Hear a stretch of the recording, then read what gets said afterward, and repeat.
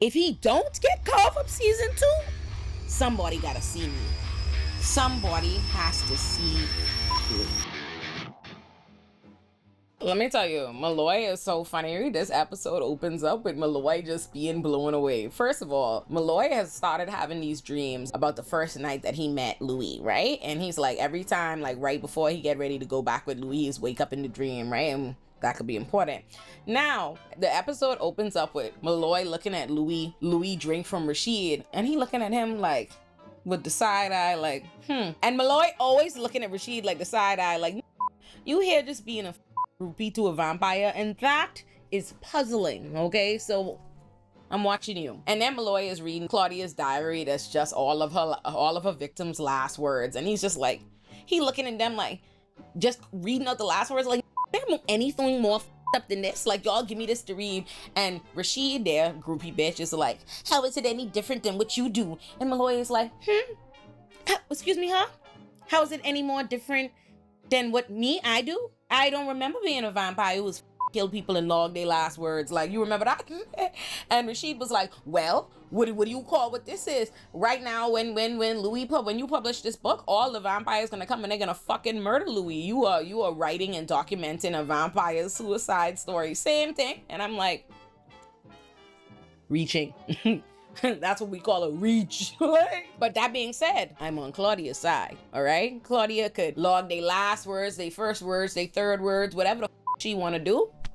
That's my bitch, and I'm gonna stick beside her. I tell y'all I'm a lawyer giving Rashid the side eye, right? So he ain't saying nothing, but Louis reading his mind. And so Louis like, oh, I'll tell you what he tastes like. Oh, I'll tell you how much he weighs. I'll tell you all of this. And the reason why is Malloy thinking to himself, and I did just see one big Louis drink from him and that fall out. But this getting drink like a hoe. And he's straight. Puzzling. He ain't fall out. Interesting. Now, when we get back to the past, Claudia is causing them all kind of stress. Like, she is being rebellious teenage shit, but because she's a vampire, her rebellious teenage shit is be like Dexter. Like Dexter, when he was, what it was, the Bay Harbor Butcher, when he had all the bodies floating. That's exactly how Claudia giving it up, right? Check stock. Louis have it in his heart. Louis think that Claudia on a hunger strike. He's so worried that she depressed because of Charlie, and he out there, he thinks she in her coffin barricaded because she depressed, and so he there bringing all kind of pigeons into the house for her to eat, right? And all the birds just flopping around the room because she ain't eating none. So he go over to Lestat like, oh my God, oh Lord, she ain't eating. I dead worried. Oh God, what if she starve herself to death? And Lestat is like, oh, give me a fucking break. That girl is not starving herself. He's like, trust me, every time we fucking turn our back, she's sneaking out the house and murdering niggas, okay? She's dining out. And Louis was like, no, I ain't think so. This is all your fault. If you wasn't so mean about Charlie, Lestat say, God fucking damn it. He storm off to the room and he show her coughing off the hinges, and sure enough, she's not there. Because Claudia is in fact out murdering. Literally, as this is happening, Claudia out murdering some old man, asking it, and the old man is like, oh Lord, what month it is? She say January. The man say, I thought I'd go in July. Claudia come back home. When she come back home, when I say they so dramatic, she go get in her coffin. Lestat in there jump out. She said, oh shit. Then Louis come and close the door, and they have her diary, and they're like, where you been? You been killing people? Like, where all the people, right? And she's like, you read my diary? And Lestat is like, yes. And she was like, did you read all of them? And Louis was like, no, I didn't. Lestat said, yeah, but I did. I read all of them. And she was like, she gonna go scream at them and catch an attitude. So Lestat him up, and she was like, Louis, you gonna let him do this to me? And Lestat said, oh, no, don't ask him for no help. I read several passages aloud. You was talking shit, but the two of us, okay? So get to talking, bitch. Where are the bodies? So she said, you better hope I learned how to come. They like, girl, I will slap the teeth out your mouth. Where are the bodies? She was like, man, shit, I buried them way out of town. Nobody will find them. And it was like, you know, this New Orleans, what you think can happen when there's the next storm? And sure enough, when there's the next storm, all the bodies float up, right? Literally 56 bodies float to the surface. When I tell y'all, Claudia been around the place murking. So then when you look, Anderson from back in the day, the same Anderson that did sell the property to Louis for the Azalea, knowing he was to get it back with the Azalea, knowing he was to get it back later. That called Lestat and Louis down as though he wanted a campaign donation. He getting ready to run for the House of Representatives. But what it really turned out is the police suspect them and Claudia of being behind the murders and stuff. So they wanted to get them away from the house so they could go search the house while laying there, right? And let me tell you something. When I say they took that personally, they freeze time right quick and Lestat mocked the ex like, count your days. I ain't gonna forget about you. So they get back to the crib and Claudia is there drunk as a skunk. She done let the whole, and listen, I say again, that's my bitch and I'ma stand beside her. So Claudia drunk as she done let all the police in, all the police searching around the house, and Claudia right there drunk up on the couch letting all the police in, knowing she have a dead body and buzzards flying around the dead body in the room. Claudia ain't just murdering people, she taking souvenirs from all the bodies she done yuck up. And so she had to get upstairs, go search and get rid of the thing quick, and they just barely get the police out this house. And mind you, before literally when Louis gonna go tell the police, like, I'll be sure to put in a word of how y'all is fucking treat tax-paying, law-abiding citizens. And it was like, excuse me, not the homosexuals trying to report us. You don't make me report you, nigga, actually. And I was like, Lord, Louis, don't listen. Imagine you was a vampire. You literally in the afterlife still gotta deal with regular homophobia and racism. I know Louis be tired. Tired. So then they going to go start rowing Claudia, right? Like all Claudia got all these souvenirs, like all this, and they're like, dog, do you understand if the police arrest us, all us will be dead by fucking morning if we had to spend one night without the coffins in the jail cell?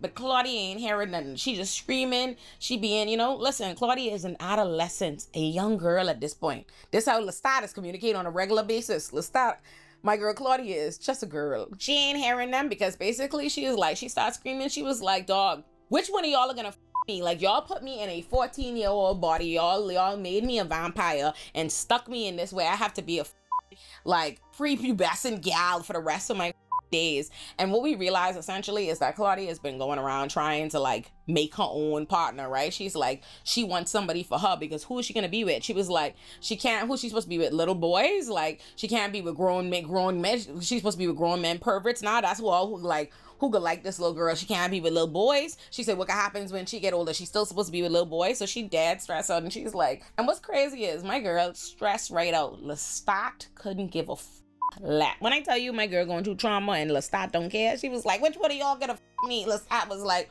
oh, I prefer fuller figures. That's a he like bony white bitches, and we'll get to it in about a second. So anyway, Claudia's dad upset because she been trying to make her a partner, but every time like she's not able to turn them, right? Like they just been dying. And so she asked Lestat to make me one, and Lestat was like, oh, excuse me, you the last time I made a bitch, it was a mistake, so like let's not, because that's what you are.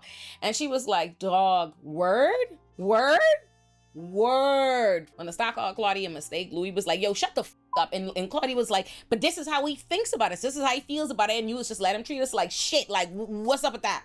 And quick as that, and Lestat must he giggle like, oh, Claudia say, oh, okay. And she say, and you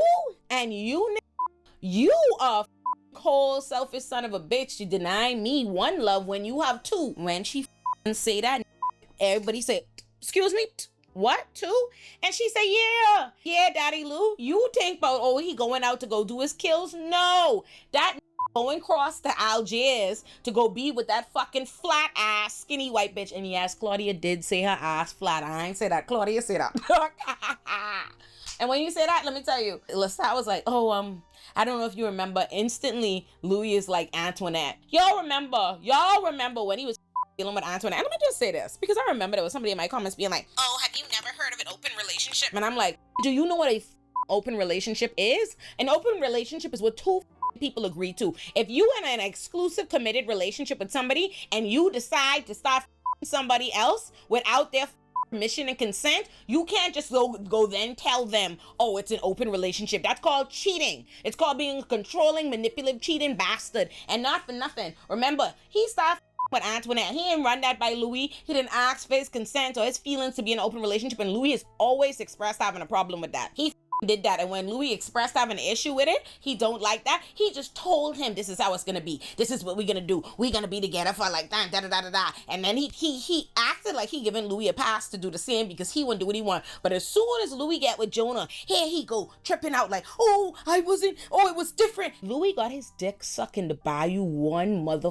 time. And Lestat was like, oh, it's different. Y'all's heart was dancing. I don't love her. Meanwhile, this years later, remember he did say after that, oh, these things fizzle out. That's gonna fizzle out. This flame is done. That's what he said with Antoinette. But he's still fucking here creeping with Antoinette. Y'all, let me tell y'all something. I ain't even gonna curse y'all Lestat apologists out right now. I ain't gonna curse y'all out right now. Cause at the end of the episode, I could curse y'all like a dog. Just get ready. So Claudia decides from there to leave.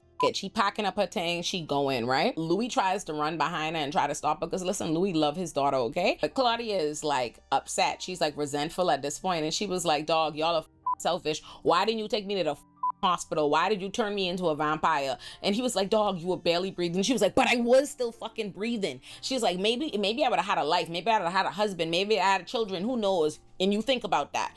And Louis was like, dog, like I was just silent because I feel like, what could I say to her? She wasn't wrong. I created it out of selfishness and out of remorse, right? This is what he telling Malloy, and Malloy was like, yeah, if you don't play me song on the world's smallest violin, like, he was like, dog, I'm so sorry y'all didn't give enough hugs to y'all's serial killer teenage daughter.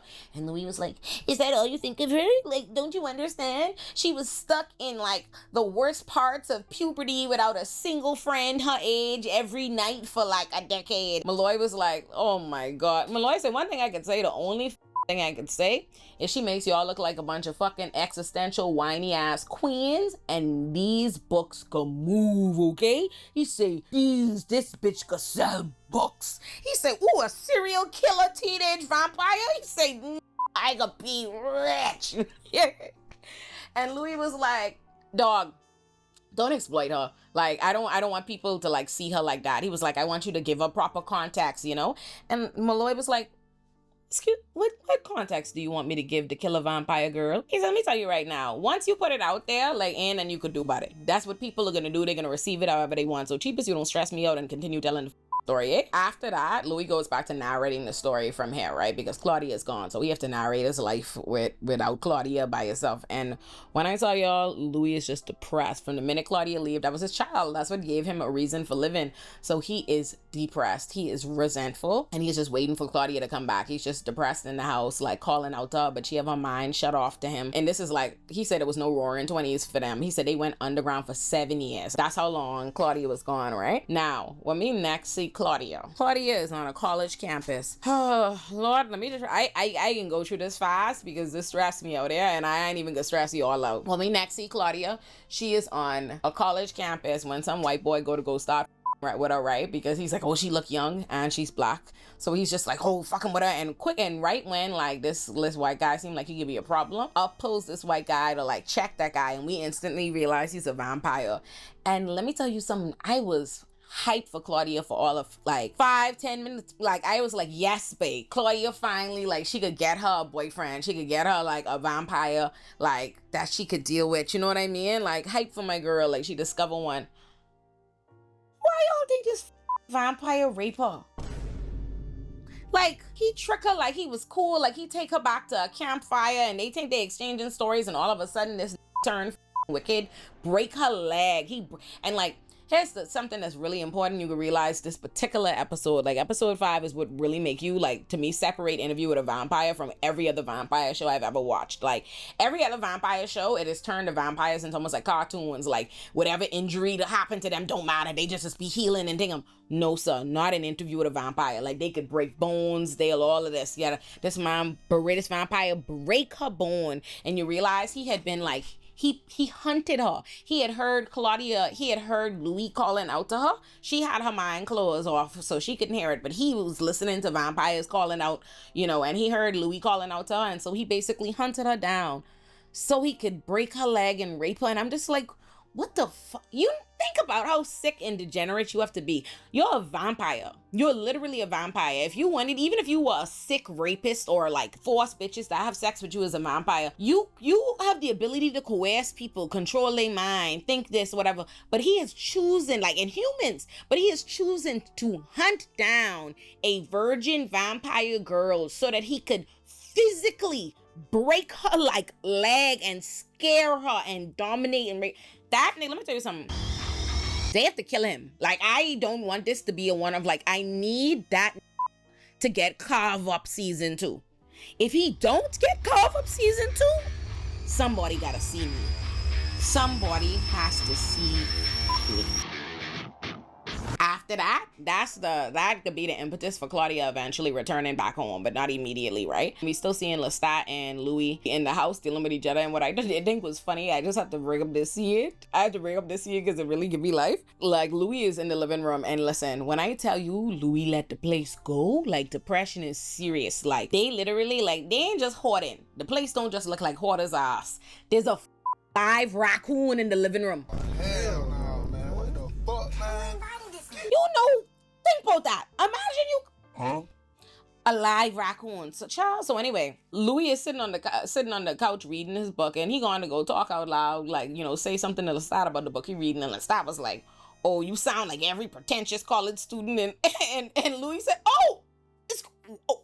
word? I'm sorry, should I be like you? Just read the first 10 pages of every book and pass myself off as cultured, you dumb bitch.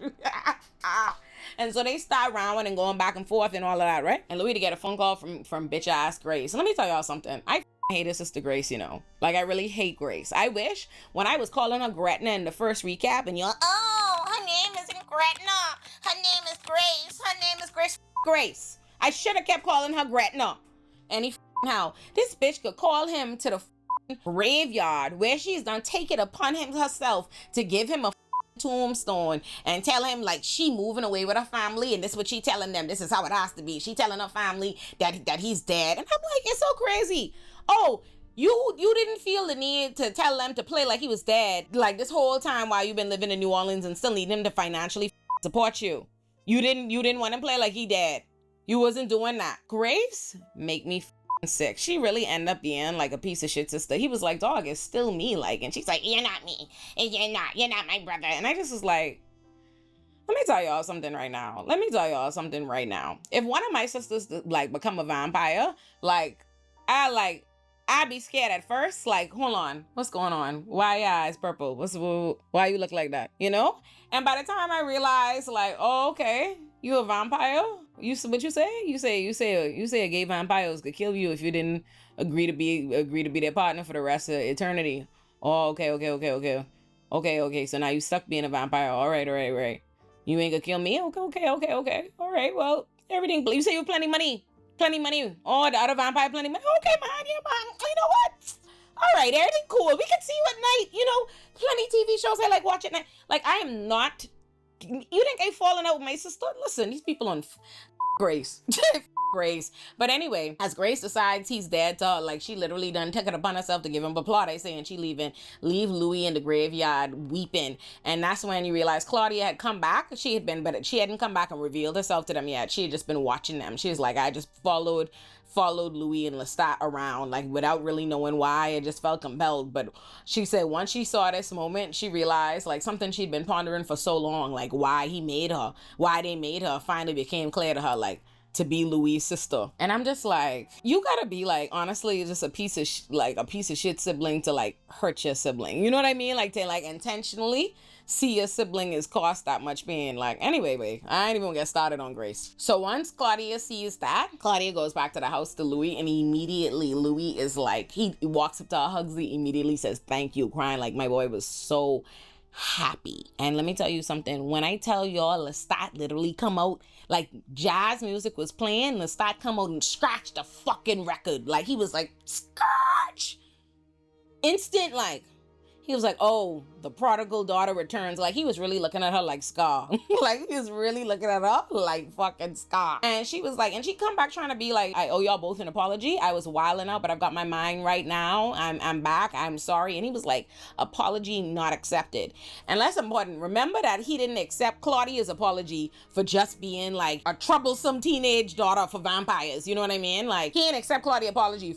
Remember that. And Claudia was like, listen, anyway, like, I've been reading, I've read all these books, I've been doing all this research on vampires and stuff like that at college. I realized what part of the world that vampires are at, you know, and I plan to head there. And Lestat was like, oh, so just a quick stop to do some laundry and say bye. All right, night, and bless, carry your ass. And she was like, no.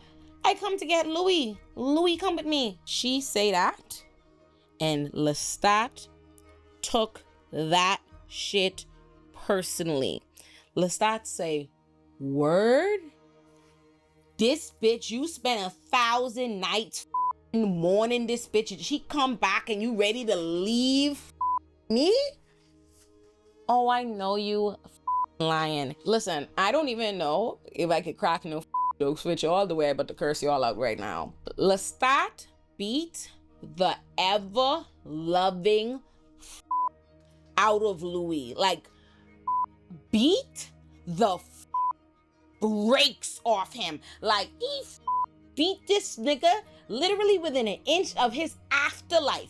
Drag him by his neck, flew into the sky, and dropped Louis from the sky till he punctured his lung, and he shattered his bones. He gone blind in one eye. And like I say, this ain't True Blood or Twilight or Vampire Diaries or the originals. Louis was break up, like months and months and months of being up, like needing to learn how to walk again. And you mother had already watched this episode, and y'all fix y'all mouth to be in my comments to me being a Lestat apologist. Are you out of your minds? I know y'all lying. I say, Aaron, you better have the scene of how this beating Louis behind me as I talking this, cause I say no. I know they know. I'm giving you and I stop y'all some. My disappointment is immeasurable, and my day is ruined. Let me tell you something. If there's any circumstance in your mind where you should have anything nice to say about a mother who will drop, you know what? And let me just say this before I even get to the next episode recap, before I even get there. For the amount of mother who's be like, I jump in the gun, but let me just say it now, because for the amount of y'all that was like, oh, I mean, plenty of y'all. Lestat didn't kill Paul. Lestat didn't kill Paul. Lestat wouldn't kill Paul. And because Lestat say he wouldn't kill Paul is why. Lestat would have killed Louis. Lestat dropped Louis from the sky. Oh, and I ain't supposed to believe Lestat could have had something to do with Paul. Why? Because Lestat say so. Lestat and Rice. Fuck what she tell y'all. Fuck all y'all. And listen, I want y'all to know, Lestat apologist, my big sister is a Lestat apologist too. And I told her today she's a sick bitch as well, and to get off my phone, being a sick motherfucker.